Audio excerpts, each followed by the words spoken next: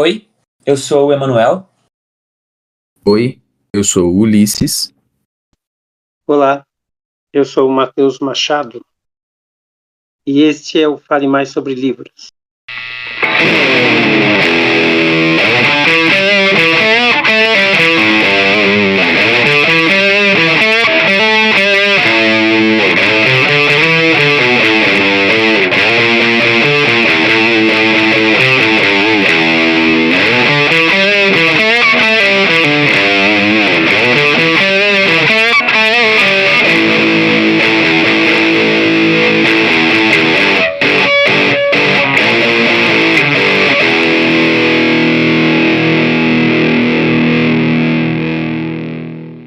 Sejam muito bem-vindas e bem-vindos a mais uma sessão do podcast Fale Mais Sobre Livros.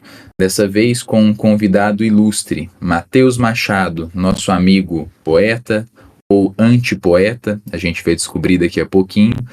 Também é o criador do canal Biblioteca de Babel, com D mudo no meio, e que escreve vários gêneros, prosa, poesia, ensaios. Além do conteúdo produzido no canal, um grande escritor e um grande leitor. E hoje a gente vai tentar desbravar a mente de quem respira e produz literatura de formas tão distintas. É isso mesmo que vocês ouviram. Estou bem ansioso já para essa sessão com o Matheus, bem feliz por ele ter aceitado esse convite de participar aqui do Fale Mais Sobre Livros.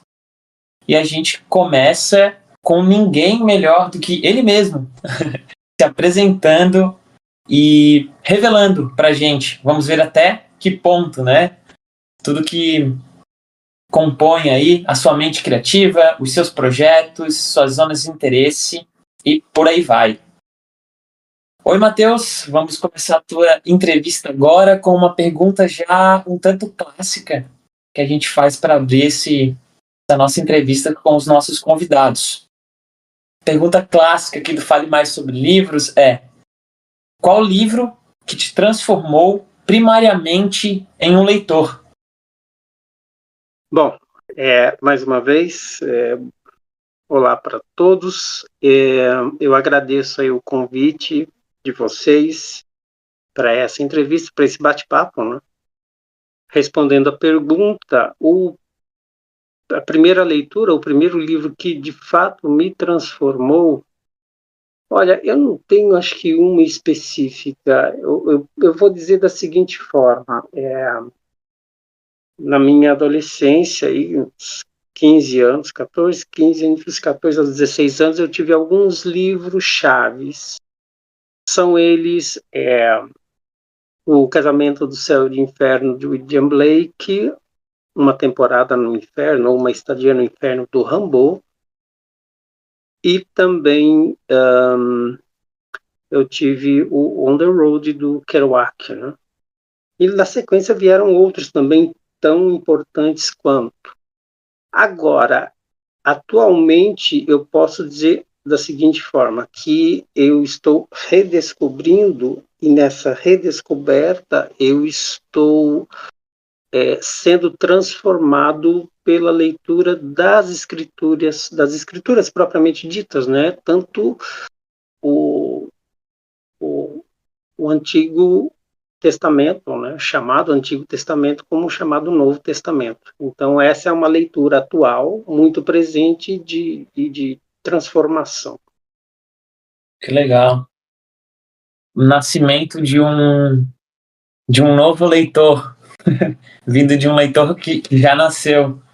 Eu enganado, esse livro que tu comentou do Rimbaud é poesia, certo?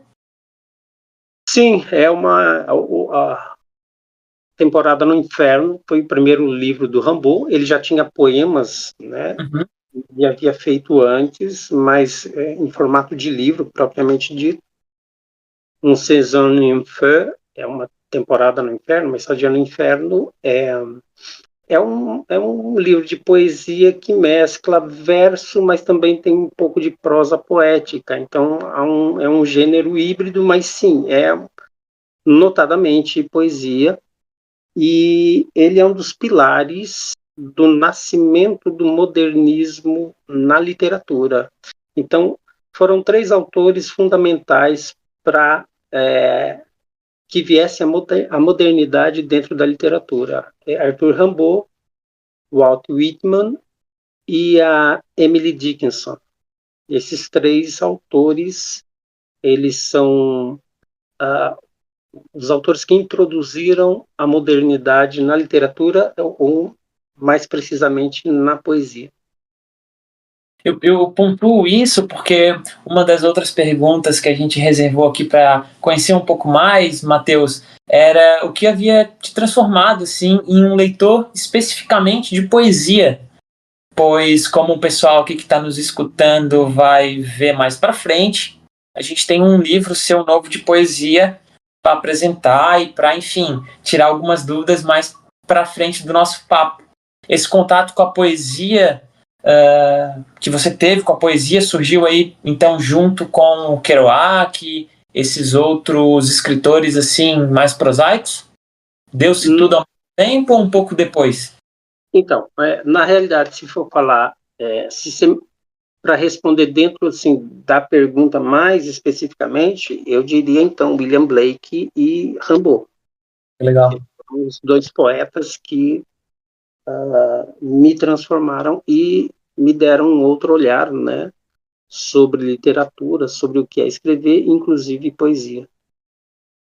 E é interessante isso porque, não sei assim, qual que é a sua impressão, Matheus, mas o gênero poesia é um gênero que ele é menos lido hoje em dia, né? Parece que é uma coisa supostamente menos acessível, enquanto na forma mais breve possível, né? O menor número, pelo menos uma tendência de um menor número de palavras na página, né? De caracteres e tudo mais. E você começou e foi influenciado precocemente a literatura nesse gênero, né? Não me parece algo comum, né? Um leitor, vamos colocar, inexperiente, começar, né, e se apaixonar pela literatura na poesia não é uma coisa que me parece comum, sabe? Você consegue ver, assim, o que fez você lá atrás bater o olho e descobrir, assim, a paixão na literatura na poesia? Era coisa, assim, das temáticas desses poetas ou tinha algo, assim, um tempero diferente? O que te fez apreciar a literatura primeiro nessa forma que é um pouco mais negligenciada, né? Eu vou responder isso contando a lembrança mais antiga que eu tenho, é uma lembrança de infância. Mas só para complementar a primeira pergunta, né, eu tiraria então Kerouac e acrescentaria Dante Alighieri. Dante Alighieri foi e ainda é um poeta extremamente importante para mim. Agora, a observação é bem interessante porque, de fato, tanto a Divina Comédia como O Casamento do Céu e Inferno ou Uma Temporada no Inferno são livros de uma poesia densa, de uma poesia, em certa medida, hermética, com muito simbolismo, com muitas camadas, né? Tá, sobre a lembrança é o seguinte. Bom, a minha primeira lembrança, ou a coisa mais antiga que eu tenho comigo, e essa é a lembrança, assim, coisa de memória mesmo, que eu consigo encontrar. Eu era muito criança, acho que eu tinha 3 anos, 4 anos, era criança mesmo. Eu estava sentado no sofá com meu pai, estávamos assistindo TV, um programa qualquer que eu não me lembro, e na hora da propaganda, né, naquela época se dizia reclame,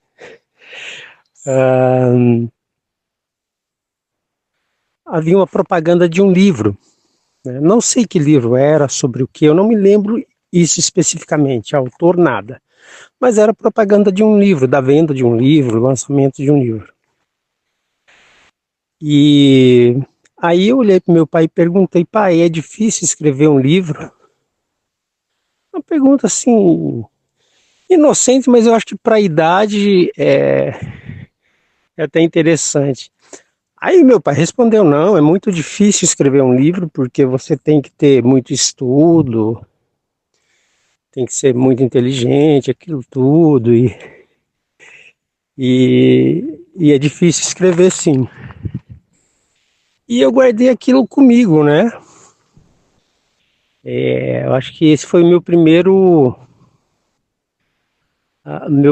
pensamento, a minha primeira consciência com o objeto livro. E alguma coisa naquele momento, isso também é muito vívido para mim. É como se fosse um desafio. Eu quero escrever um livro. Independente de tudo aquilo que meu pai havia falado, né? Sobre a dificuldade, a pessoa tem que ser inteligente. Eu simplesmente fiquei com aquilo na cabeça de querer escrever um livro.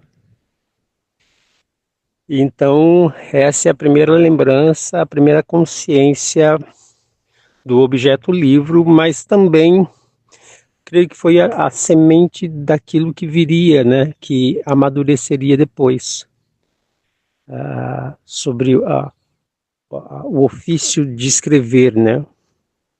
Então é isso.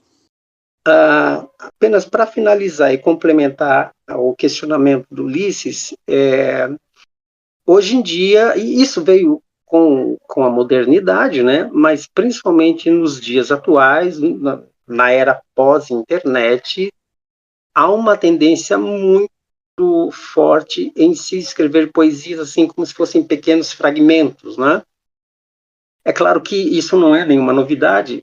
Se pegarmos, por exemplo, a tradição japonesa, né, dos haikais, os haikus, que são 3 versinhos apenas, só que há uma diferença extremamente profunda aí, porque haikais são poemas que, a primeiro momento, podem parecer simples, mas eles têm muita profundidade, e o que tem hoje, o que se escreve hoje, salvo as exceções, obviamente, além de ser fragmentos, de ser pequenas coisinhas, elas são muito rasas, muito superficiais, não têm a profundidade dos haikais, dos antigos haikais. Embora aqui no Brasil haja excelentes haikaístas, né? E um exemplo do que eu estou falando também é no que hoje passou a se chamar de instapoesia ou instapoeta, qualquer coisa nesse sentido, que é uma espécie de movimento ou de modismo literário dentro das redes, no caso do Instagram, em que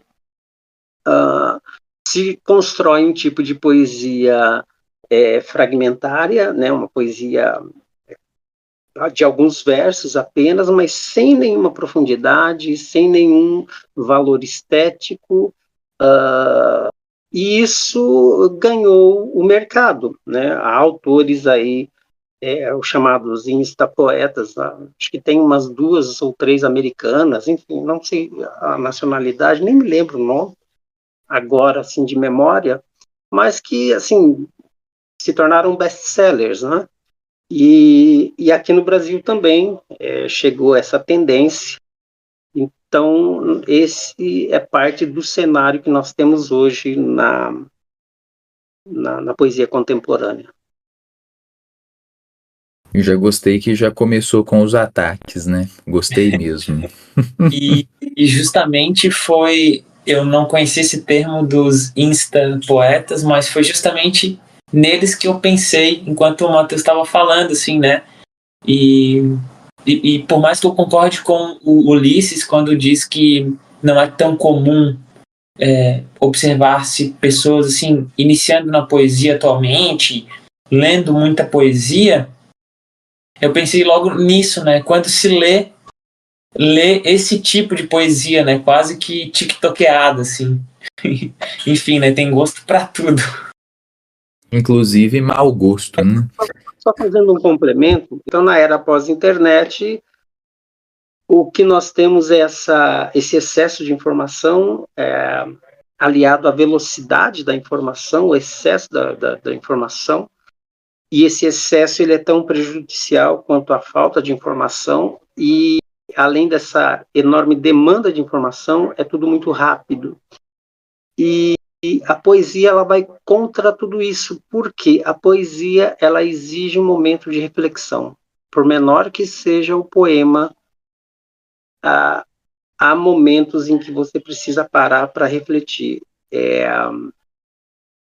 E isso não ocorre hoje, porque precisa se escrever rápido ou ler rápido sem reflexão nenhuma, é só passar uma informação, não existe um estado de contemplação, e a poesia, ela pede isso, porque ela demanda de um estado de contemplação, de reflexão, e ela vai exigir isso dos leitores, e as pessoas, hoje, essa geração pós-internet, ela está sendo modelada, o cérebro está sendo modelado, o pensamento está sendo modelado a receber muita informação de forma superficial e sem nenhuma reflexão. E isso vai contra a arte poética, né? A leitura ou a escrita da poesia propriamente dita. Perfeito, eu ia, inclusive, a próxima pergunta ia tocar bem nesse tema, porque diferente dos outros gêneros literários, né, o romance, o conto, o próprio ensaio, a poesia, ela carrega essa fama de ser um pouco mais etérea e talvez algo que caminha totalmente no terreno do sentimento e pouco no do pensamento. Vamos tentar separar isso, né, assim, só para fins didáticos. E aí você mencionou, né, que é exigida uma reflexão e uma contemplação, né, que são coisas distintas mesmo, mas você encara, e claro, né, não é obrigatório ser separado, mas você entende que a poesia seria um fruto maior do treino, do ofício, do trabalho, né, é um labor de fato, ou é um fruto maior da coisa da inspiração, da famigerada visita da musa? Porque quando você menciona isso, a sugestão que me vem é a de que você tende a olhar mais para o primeiro polo, né? Talvez o segundo polo só da inspiração, do dar na telha, é o insta-poético, vamos dizer assim, né? Mas o que você me diz? Você acha que é um trabalho mais relacionado, um resultado mais relacionado a trabalho, treino, ou é uma coisa mesmo mais do campo da inspiração, algo místico, talvez? Bom, a poesia, na sua origem, ela é mais, e falando de grande poesia, né, da poesia como uma arte maior, ela, ela não vem nem do poeta, ela vem de campos espirituais, de campos sutis. A responsabilidade do poeta é trabalhar essas informações recebidas nos campos sutis, trabalhar dentro da sua linguagem, né? No meu caso aqui, a minha linguagem nasci no Brasil, então a minha matéria-prima é a língua portuguesa. Então eu ter o domínio dessa linguagem, e não precisa, assim, o correto seria o domínio acadêmico, mas não necessariamente, né? Posso explicar isso depois, mas de qualquer forma, a responsabilidade do poeta é trabalhar, aí entra a questão do labor. Então são as duas coisas, e as duas coisas funcionam em conjunto. Se for só labor e só trabalho, você tem uma bela peça escrita esteticamente, mas ela é vazia, porque ela não transforma o outro. Agora, se vier só da inspiração, ela pode não ser tão estética, mas ela vem com uma mensagem transformadora. Então, o correto é os dois. Só que o seguinte, se trabalhar com inspiração, eu não falo de musa, eu procuro usar a questão da inspiração mais no sentido do Ruach HaKodesh, né, o Espírito Santo. Então, por quê? Porque todo o meu potencial criativo, todo o meu potencial cognitivo, toda a minha inteligência, todo o meu conhecimento, ele vem de Deus. Então, o meu levantar e o meu deitar é milagre de Deus. Eu não consigo fazer nada por mim mesmo. Eu não consigo isso. Ninguém consegue. Então, se uma folha cai da árvore somente pela vontade de Deus, então tudo que eu tenho, que eu adquiri de conhecimento, ou que eu tenho de potência cognitiva ou criativa, isso também vem de Deus. E a minha responsabilidade é saber administrar esses dons ou essas potências, seja criativa ou cognitiva, da melhor forma possível, né? Você tocou nos poemas do Instagram. Então, na verdade, você não tem ali nem inspiração e nem labor, né? Trabalho em cima da escrita. Você tem apenas uma cuspida de qualquer jeito e tá bom assim. E parece que isso é muito da mentalidade hoje de muita gente que escreve poesia. E a pessoa escrever verso, escrever poesia, ela não é necessariamente um poeta. Eu posso fazer um contraponto com Arthur Rimbaud. Arthur Rimbaud, ele escreveu lá 2 livros, né, que foram publicados, né, tem Uma Temporada no Inferno e As Iluminações, e tem os poemas ao longo da adolescência dele, que ele escreveu, e com 21 anos ele encerrou a carreira e foi para a África, e nunca mais ele escreveu sequer um verso. Ele não deixou de ser poeta, só porque parou de escrever poesia, né? Então esse é um contraponto. E é isso. E aí, agora para matar a curiosidade, tá? Porque a gente está falando muito do que é a poesia em si, né? O fazer poético, o que seria o poeta então, né? E o que não seria. E aí, uma curiosidade de quem acompanha tanto a sua obra, né, quanto o seu canal, você se declara, já vi você se declarando algumas vezes como um antipoeta. E aí a pergunta fica, o que é o antipoeta então? E por que você se considera um? Bom, podemos ver de 2 formas. Esse termo eu uso com uma certa ambiguidade. A primeira forma é me colocar assim numa postura de reconhecimento das minhas limitações. Tá? Então, para evitar ficar me comparando aos grandes mestres, aos grandes poetas, por usar o termo poeta, então eu uso o termo antipoeta, ou seja, eu não me arrisco em dizer que o material que eu tenho ou que eu irei criar ainda, que virá à tona, seja tão bom que possa ser chamado de poesia, né? E eu não posso me intitular poeta sem pensar, sem refletir sobre o respeito àqueles que vieram antes de mim e que de fato se consagraram como poetas, né?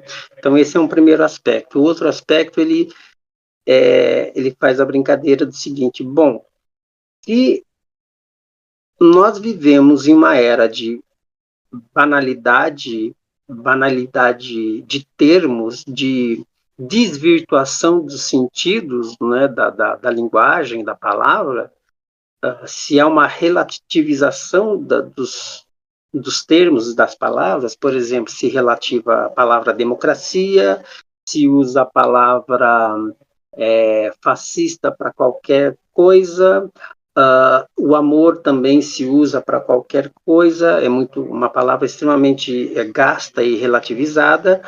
A poesia, ou mesmo o poeta, também se relativizou e se desvirtuou muito do que era na sua essência, né? Então,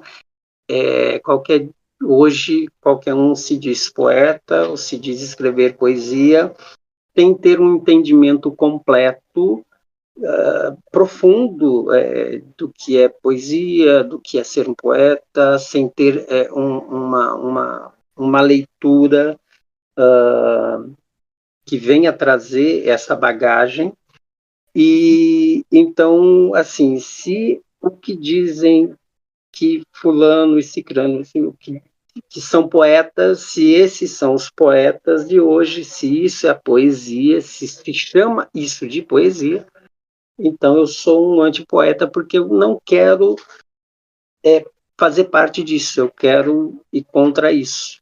Eu quero voltar àquilo que eu sei, que eu aprendi, o que é como ser um poeta ou o que é poesia de fato. Não é? Independente da questão de época, independente se é uma poesia medieval, se é uma poesia moderna, não importa, é o trabalho estético, né, é aquilo que forma a potência poética, né, dentro da escrita. Então, aí eu me coloco como antipoeta para não querer fazer parte dessa corrente relativista dos termos. Me parece que o antipoeta é o sujeito do longe, né? Eu estou longe daqueles que são os poetas que eu admiro, né? Os grandes poetas, mas eu também estou longe e quero me distanciar de outros que se consideram, né? Parece que é o termo da distância, né? Achei muito interessante. Mas por motivos diferentes. Sim, a distância independente de qual ponto, né? Assim, eu estou distante de A e B. Então, o poeta hoje, ele mais parece... O poeta hoje, ele... Claro, sempre falando de exceções. Eu vejo que a poesia contemporânea hoje, ela tem muitos talentos. Tem muitos bons poetas hoje, boas obras, mas a grande maioria, a grande corrente, assim, se passa uma imagem. Então, hoje, assim, falando de forma bem generalizada, o poeta hoje, ele quer ser bem alimentado, ele quer todo o seu conforto, sabe? Ele tem aquela preocupação extrema em ser empático, em criar um trabalho, uma obra que gere empatia, né? Então, na verdade, o poeta hoje, ele é um pet, né? Ele é um cachorrinho de estimação. Hoje se tornou isso, uma coisa de estimação, um petzinho, tá? Uma coisinha fofa. E não é isso, né? Eu gostei muito dessa explicação sobre o termo antipoeta. Para parte do nosso público que está nos ouvindo, eu lembrei de uma espécie de movimento musical chamado poesia acústica que tem, aí o pessoal deve conhecer, talvez alguns ouvintes conheçam, que salvo algumas exceções que compõem esse poesia acústica, se a grande maioria ali se diz poeta, realmente precisaremos de mais antipoetas na música brasileira. Fica mais Pode falar, Doc. Fica mais um ataque. Hoje as facas estão afiadas. Para fechar isso, podemos dizer o quê? Não é nenhuma fala minha, mas assim, hoje o problema é que existem muitos poetas para pouca poesia. Ou dito de outra forma, tem uma música do Camisa em parceria com o Raul Seixas, né, que fala que o problema é muita estrela para pouca constelação. Então, os poetas de hoje, eles querem ser influencers, querem ser astros, sabe? Tem toda essa coisa aí da glorificação e da romantização, né, da figura do poeta, né? Que é uma cafonice também. Seguindo a nossa pauta, pessoal, além de poeta, antipoeta, o Matheus tem um projeto no YouTube também, um canal chamado Biblioteca de Babel. O que te fez criar um canal no YouTube, Matheus? Isso é muito fácil. Eu criei um canal no YouTube com esse conteúdo porque eu ia procurar coisa no YouTube e não encontrava. Então eu queria saber a biografia do William Blake, queria saber mais sobre a obra do Rimbaud, e não encontrava, assim, até pouco tempo atrás, assim, mesmo nos dias atuais, você vai procurar resenhas ou saber mais sobre determinada obra ou autor, você encontra aí vídeos de 5 minutos, 10 minutos, uma coisa muito superficial, muito bobinha, e é tipo assim, existem bons canais de literatura, mas aquilo que eu estava buscando era algo mais assim, era uma imersão na vida do autor, porque compreendendo a vida do autor, você vai ter uma dimensão maior na compreensão e uma facilidade na compreensão da própria obra. Então eu comecei a falar assim, bom, já que não tem, faço eu, né? Apesar das limitações enfim, eu faço o que eu consigo, e aí eu decidi, então, fazer o canal, e eu só falo sobre autores que eu gosto, que me influenciam, porque se fosse fazer uma geral, nossa, eu seria muito odiado, né? E também não deve ser ruim. Foi pro Faça Você Mesmo, então. Que da hora isso. Eu vi, Matheus, que o seu canal tem cerca de 4 ou 5 anos, se eu não estou enganado. Tu poderia falar aqui pra gente um pouco como é que é a tua rotina assim, de criação? Você faz quando está inspirado? Tu tenta manter uma periodicidade? Como é que funciona assim esse trabalho mais prático de criação ali no YouTube? Eu acho que deve ter uns 4 anos, eu também não me recordo, não. A minha periodicidade, infelizmente, não é tão...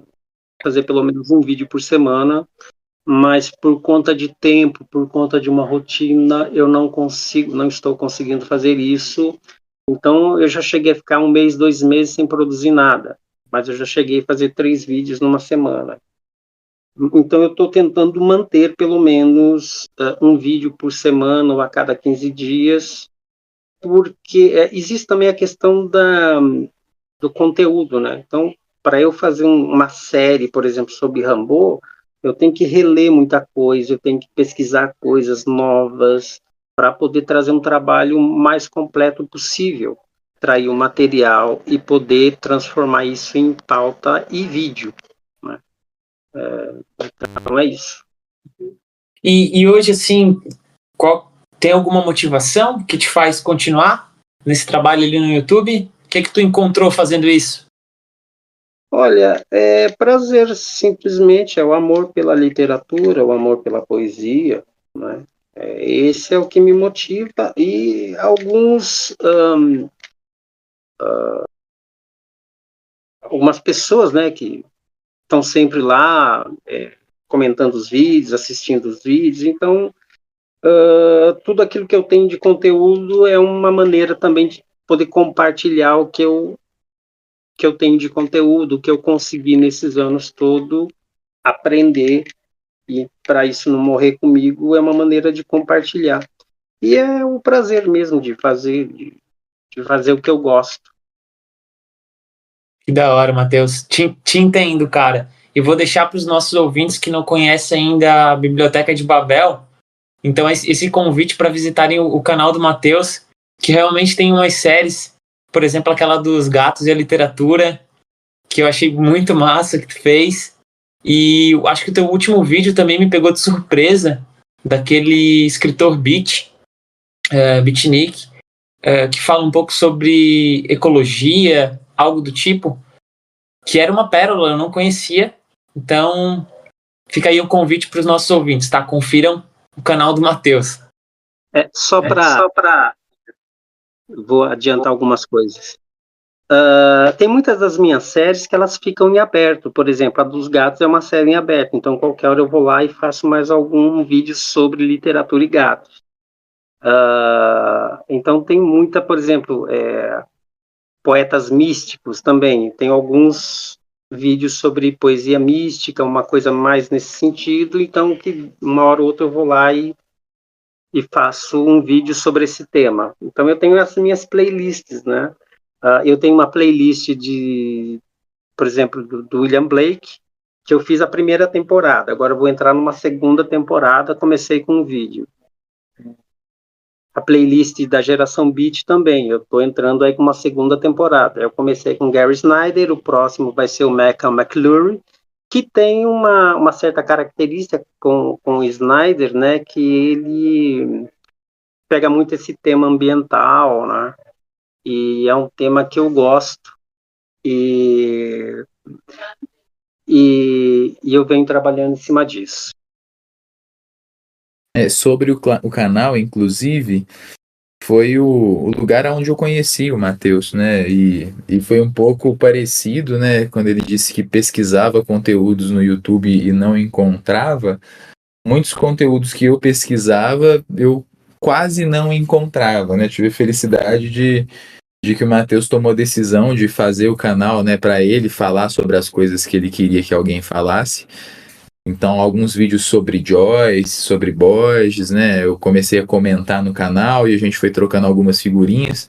Então, eu conheci primeiro a Biblioteca de Babel, para depois conhecer o Matheus, e aí depois conheci a obra dele também, né? Li os livros dele.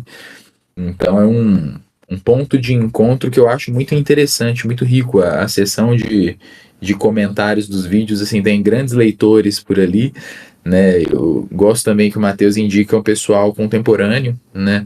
Apesar de ser um grande leitor dos poetas clássicos e tudo mais, mas ele indica livros e autores contemporâneos nacionais bem fora do radar, vamos dizer assim.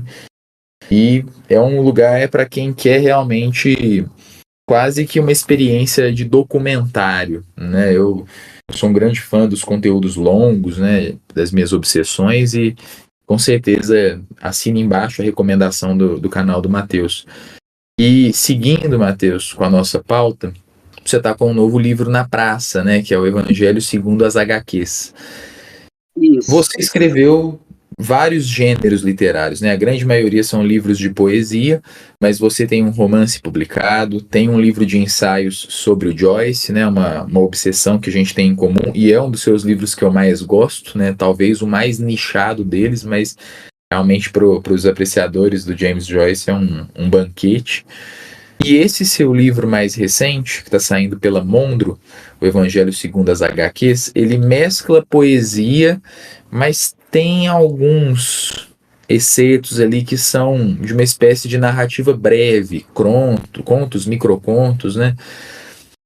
Queria que você falasse primeiro para a gente qual que é a proposta desse livro especificamente, o Evangelho segundo as HQs, e depois que você comparasse, né, já que você se aventurou por gêneros distintos, o que você nota assim as diferenças mais significativas entre a produção de textos em prosa, para escrita poética ou para ensaística, mas queria primeiro que você falasse desse livro. Conta um pouquinho para a gente.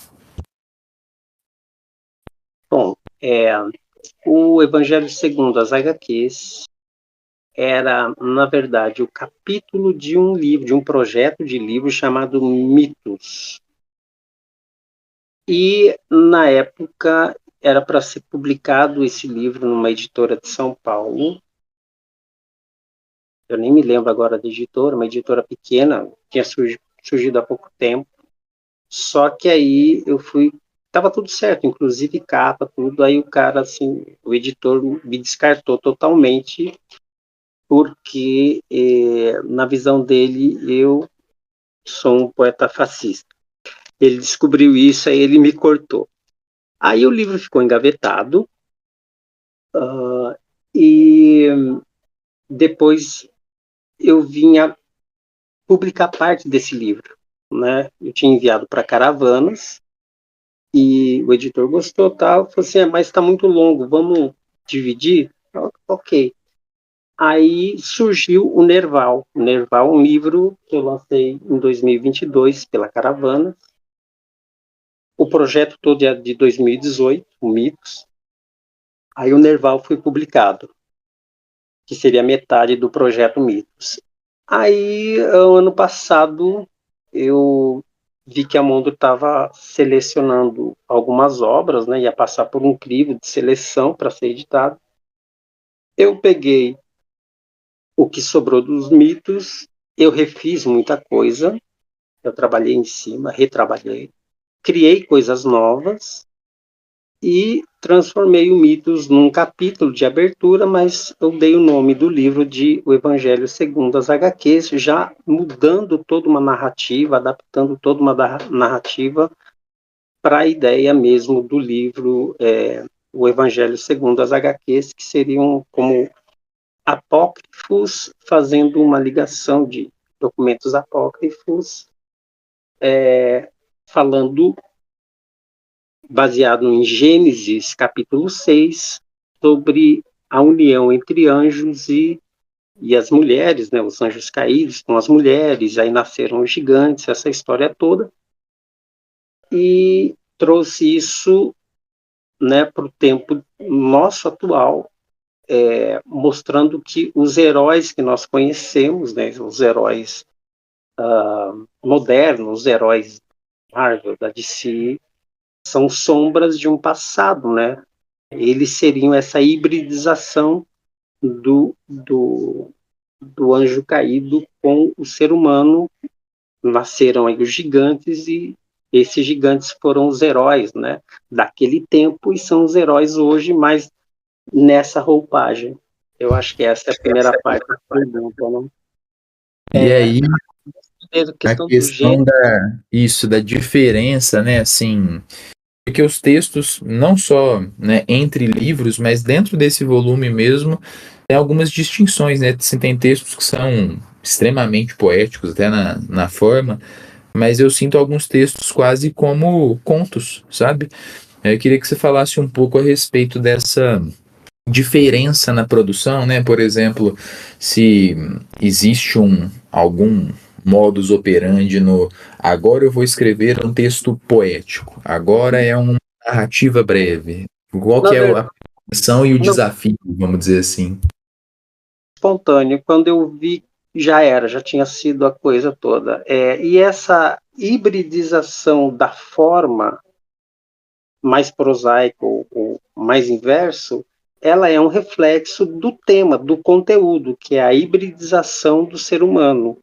Lá atrás, com anjos caídos e mulheres, e nasceram os gigantes, e nos tempos atuais nós temos aí a questão do ser humano com a tecnologia. Então, a internet das coisas, deixando de ser internet das coisas para se tornar internet dos corpos, ou mesmo o transhumanismo.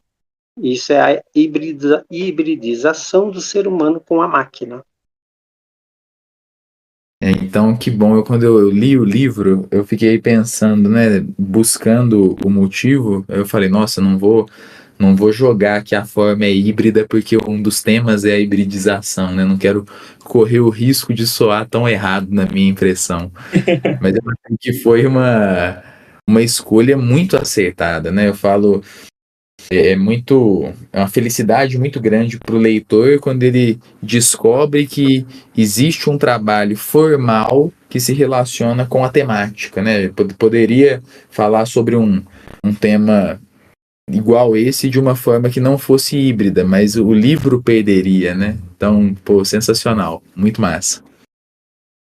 Matheus, algo que me chamou muita atenção nesse teu novo livro, quem me apresentou ele, que estava em pré-venda, que estava os primeiros spoilers do livro, assim, pela editora, foi o Ulisses, que me mandou ali o link, né, das primeiras divulgações, e eu não pude deixar de ser capturado por essa imagem dos heróis que você trouxe, né, esses heróis das HQs, que para quem está nos escutando agora, são personagens conhecidos atualmente, né, personagens aí do universo da Marvel, da DC, tem até o Rorschach também.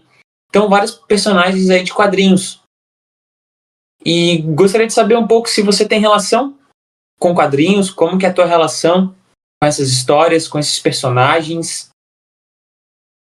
A minha relação com quadrinhos, com leitura de quadrinhos, é desde a infância, né, adolescência, juventude. Hoje nem tanto, mas eu gosto e sempre gostei.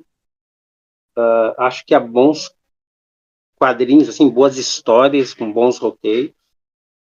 E aí eu quis pegar essa questão do herói e fazer essa ligação com o passado. Então, é pegar a temática de Gênesis, juntando com a temática atual, porque são a mesma coisa. Por que que isso aconteceu? Porque na leitura de Mateus 24, Jesus diz assim, que no finais dos tempos, o mundo estaria como foi o mundo na época de Noé. Então, tudo que estava acontecendo naquela época de Noé, toda a corrupção do ser humano, e isso inclui essa hibridização toda, estaria acontecendo nos dias atuais, mas seria uma antecipação, um sinal dos finais dos tempos, né? Seria, então, uma visão apocalíptica.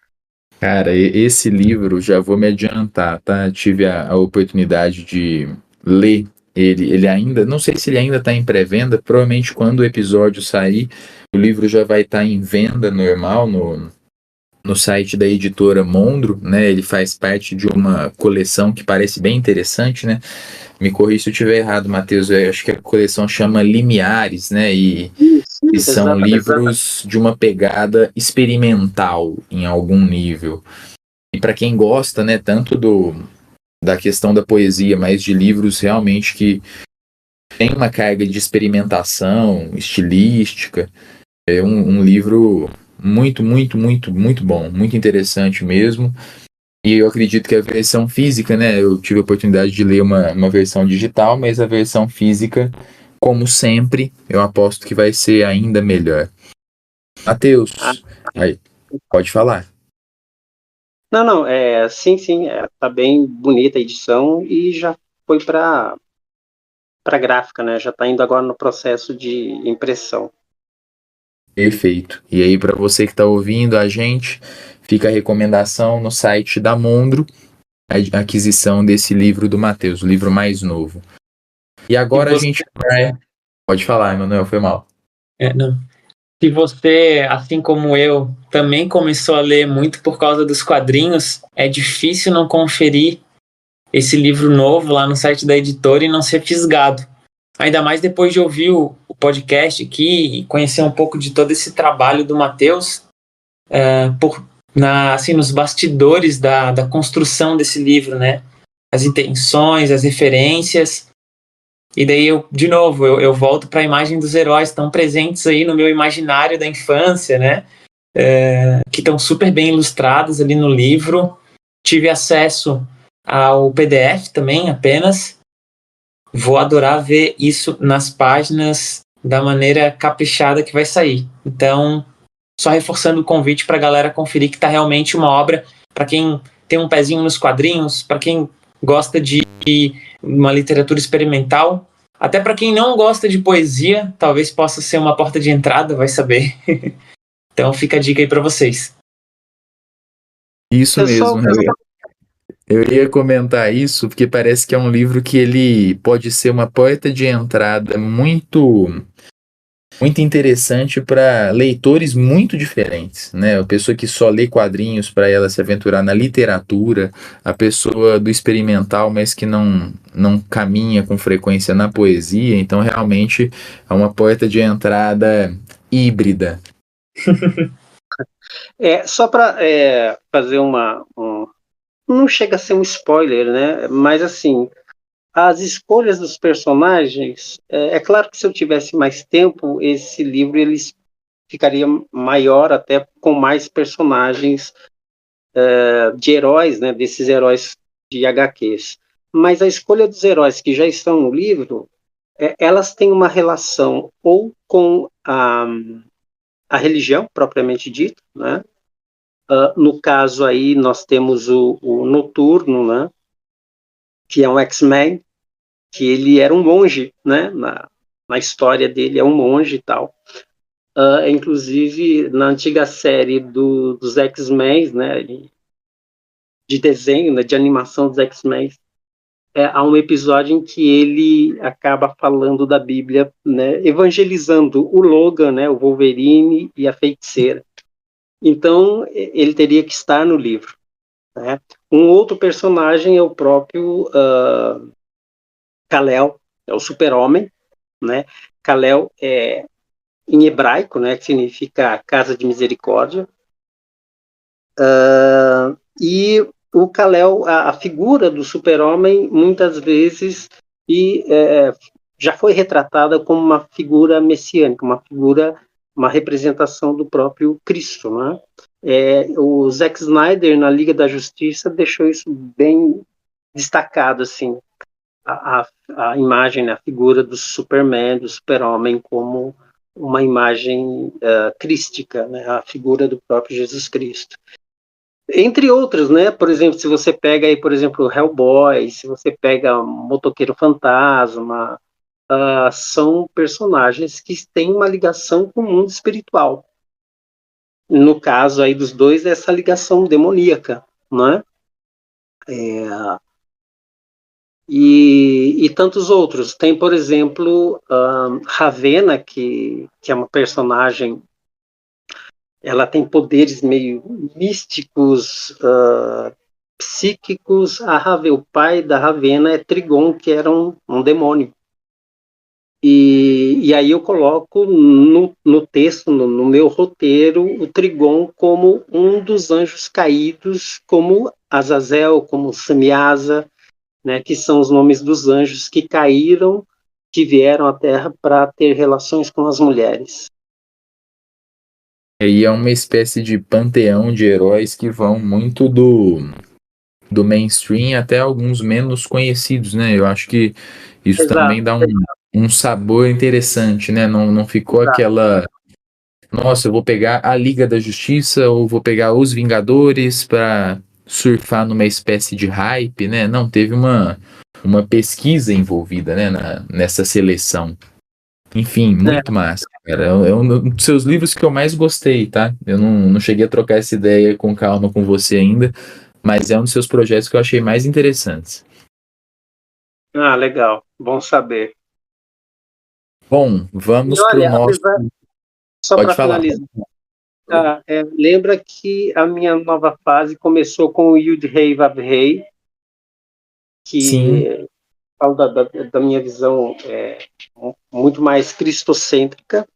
E o Evangelho, apesar de ser um livro antigo, assim, a base dele, né, já tinha sido feita anos atrás, eu consegui ir modelando para ela ter essa concepção não só judaico-cristã, né, porque tanto a base dela, as referências, tá em Gênesis capítulo 6, em Mateus 24, né, então pega toda essa base bíblica e inserindo nos tempos atuais, fazendo esse gancho com os tempos atuais. Então ela não foge daquilo que está lá em Yud-Hei Vav-Hei e nem Moriá, né, que Moriá também é um livro pronto, que seria logo depois de Yud-Hei Vav-Hei, seria o segundo livro da trilogia que eu estou em cima desse primeiro, Yud-Hei Vav-Hei, Moriá e Maranata. Então, uma trilogia. Moriá não foi publicado e Maranata eu comecei a escrever, mas ainda não terminei, só fiz os primeiros ensaios aqui. E o Evangelho, na verdade, ele está abrindo uma nova trilogia, só com essa mesma temática, com essa mesma percepção, visão de mundo, só que ela está mais experimental e até um pouco mais selvagem. Então, na verdade, já existe um segundo livro, que não é bem uma continuação, é sim uma continuação em certo sentido. A forma, ela repete, né? Ela é híbrida, tem tanto verso como prosa, e ela faz um gancho com o Evangelho, mas ela pega um outro tema, um outro conteúdo que eu acho até mais pesado. Olha só, já temos informações Breaking quentíssimas. news. Breaking news do Fale Mais Sobre Livros. Isso aí é uma informação assim que até então era sigilosa. Vocês são os primeiros Que a honra. receber. Bom demais. Bom, e quando for ocasião do lançamento, seja da trilogia, né, que você já está um pouco mais avançado, ou dessa segunda trilogia, está mais que convidado para voltar aqui, tá? Para prestigiar a gente. Mas vamos lá, meu caro. A gente vai para nossa sessão agora de bate-bola. E aí, realmente, o que a gente quer é a primeira resposta que vier na sua cabeça, tá? Então, agora é um brevíssimo alongamento, porque é só chute de primeira, sem dominar a bola, fechado? Manda ver. Então, vamos começar. Um prosador que deveria ter escrito poesia. Ai, e agora? Eu não sei, eu pensei aqui no Guimarães Rosa, né? Embora a prosa dele seja muito poética. Um poeta que deveria ter escrito prosa. Eu acho que Giuseppe Ungaretti, talvez. Um livro que queria ler de novo pela primeira vez. Ah, tem tantos. Eu ficaria, acho que, com a Divina Comédia do Dante, mas é o tipo de obra que você lê sempre meio que a primeira vez, porque você sempre tem coisa nova. Eu não sei se eu vou dizer algo. Não sei. Talvez eu falei de Giuseppe Ungaretti. Acho que A Alegria de Giuseppe Ungaretti é um livro que eu gostaria de ler como se fosse a primeira vez. Um grande autor que ainda não leu. Um grande autor que eu ainda não li. Hum, e agora? Hum, eu não sei dizer. Eu não sei dizer. E agora? Eu não sei dizer. Eu não sei dizer porque na minha cabeça assim, a gente considera grande se pegar os cânones ocidentais, mas de repente eu posso ler e não gostar também. Então eu não sei dizer essa resposta não. Tá tudo bem. Sem problemas. Um álbum musical para quem gosta de poesia. Ah, qualquer um do Nick Drake ou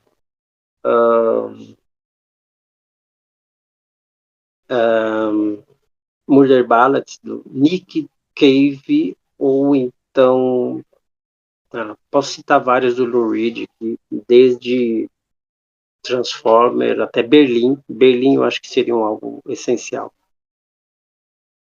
Um livro de poesia para quem gosta de rock.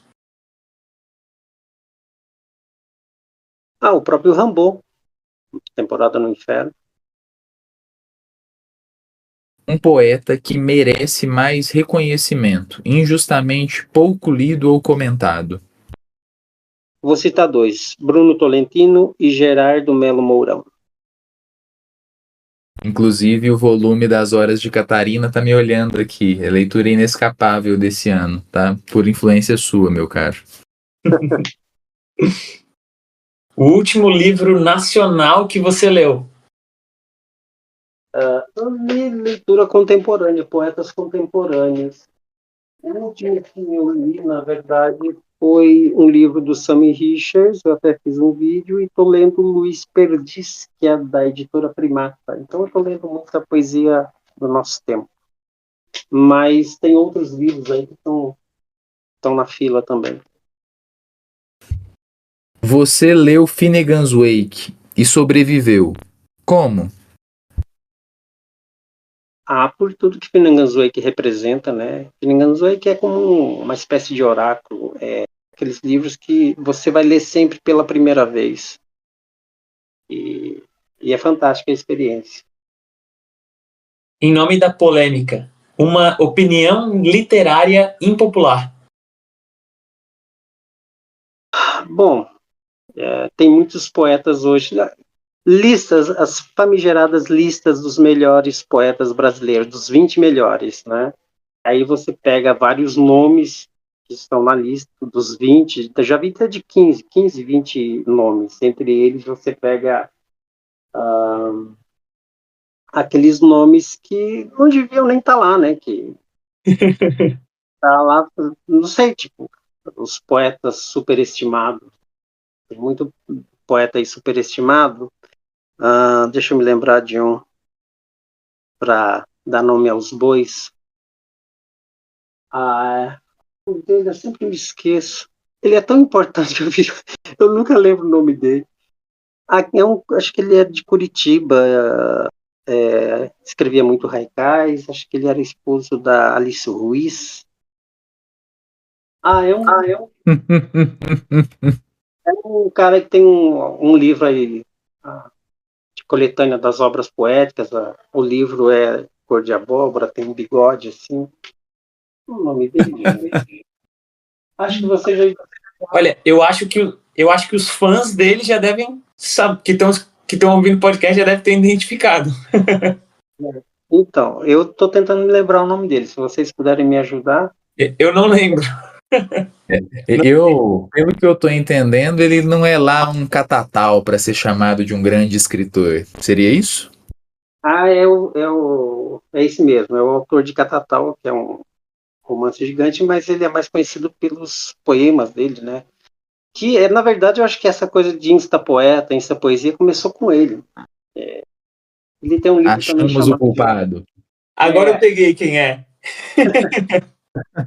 Então, assim, é muito superestimado, sabe? Muito superestimado. E ele está sempre nessas famigeradas listas. Mas tem outros também que estão nessas listas, e são listas que você não vai encontrar Bruno Tolentino, você não vai encontrar Gerardo Melo Mourão, você não vai encontrar nomes como esses dois, mas você vai encontrar muita gente que não deveria estar, vamos dizer assim, se a gente for considerar isso como exemplares da grande poesia brasileira. Perfeito, meu caro. Polêmica instalada. Só te agradecer, viu, Matheus? Pô, uma aula, né? Vou falar por mim, não vou falar em nome do Emanuel, mas eu que não sou tão versado em poesia, né?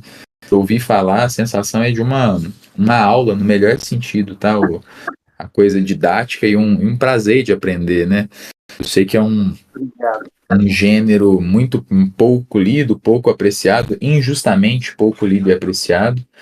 E eu acredito que os leitores vão encontrar nesse papo uma lista gigante de indicações, uma lista de aprendizados sobre o tema. Então, só te agradecer, meu caro. Muito obrigado pela participação, por ceder o tempo. Agradeço mesmo aí o aceite do nosso convite. Eu também quero agradecer o Matheus. Concordo 100% com o Ulisses. A sensação foi sair de uma aula, tá? E te ouvir falar sobre essa questão do antipoeta, te ouvir falar sobre as suas percepções a respeito da poesia atualmente, um pouco do diagnóstico que tu fez aqui sobre o pouco consumo de poesia atualmente também no nosso tempo. Eu saio daqui com as minhas percepções assim ampliadas também a respeito da poesia como um todo, e com vontade de ler mais poesia também, de me propor a esse exercício, né, da leitura contemplativa que esse gênero convoca, né? E também muito curioso para pegar o seu novo livro nas mãos e conferir. Matheus, quer deixar algum abraço, algum recado para os nossos ouvintes? Essa é a hora. Eu quero agradecer ao convite de vocês. Estou sempre disposto para conversar sobre literatura, sobre poesia, não tem hora ruim. E um abraço aos ouvintes aí de vocês. Convido para conhecer o canal Biblioteca de Babel e para buscar e de repente adquirir o novo livro, né? O Evangelho segundo as HQs, pela editora Mundo. É isso aí. Show de bola, meu caro. Assim a gente encerra mais uma sessão. Muito obrigado a quem nos ouviu mais uma vez. Dessa vez falando mais sobre poesia. Até a próxima. Até mais. Até mais.